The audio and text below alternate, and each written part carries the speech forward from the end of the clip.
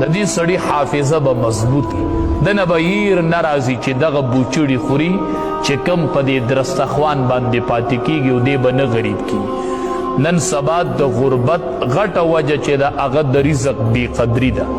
بوچړي خواړه څه کوي چې لوښو کې به ډوډۍ پاتې شي او هغه به په ناوګو کې په لارو کې به وي، په هغې ناوګو کې چې هغې کې به د پلشونو او د غسلخانو اوبه بهیږي او د هر کور نه چې اوبه را بهیږي په نالو کې پکې چاول را روان وي، د وروجو د ډوډو هغه بوچړي پکې را روان وي.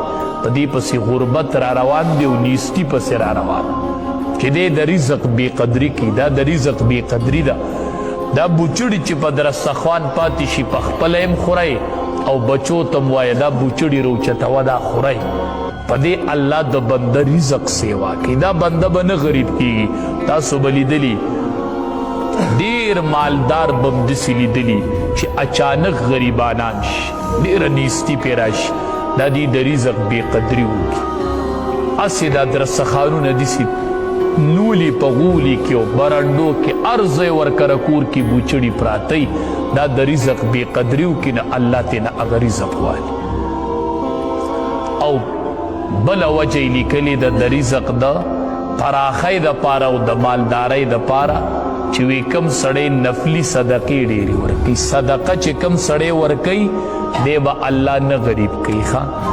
کم لاس چې په صدقه عادت شو چې دی صدقه ورکوي دې کس سره به الله هر ټیم پیسې ساتي او دی به یې بل نه ورکوي. الله به دې داسې حالت ته نه پاتې کوي چې دله به یې بل ورکوي. نه، ورکوونکی لاس الله اغستونکی نه جوړوي چې کم سړی نفلي صدقات ورکوي. زکاتونه نه، زکات خو پتا د الله حق دی خو به ته ورکوې چې ور دې که نه هغې کې پتا ثواب دې ونه ګټو چې الله به اجر درکړي. خطا فرض ادا که د ګناه نه خلاص شولې نو مونږ چې زکات ورکو نو لوی کار و مونږ وایو چې وکړو چېرته او ټول کلي کې مشهوره کړو زکات ورکومه. زکات په ورکوې که نه دې ورکو نو الله به دې نیسي. دا مال نه به دې مار جوړ شوی دی وښکو ته به دې نښتې خوري به دې. زکات خو چې ورکړي نو صرف ذمه دې خلاصه شوله. د زکات نه علاوه نورې نفلي صدقې چې څوک کوي نو وی الله به دا سړی مالدار کړي او همیشه به دې ورکوونکی جوړ شي. چې کم سړی سخي دی به الله نه غریب کوي. حدیث مبارک کې راځي دا سخاوت چې دی سخیتوب دا په جنت کې یوه ونه ده.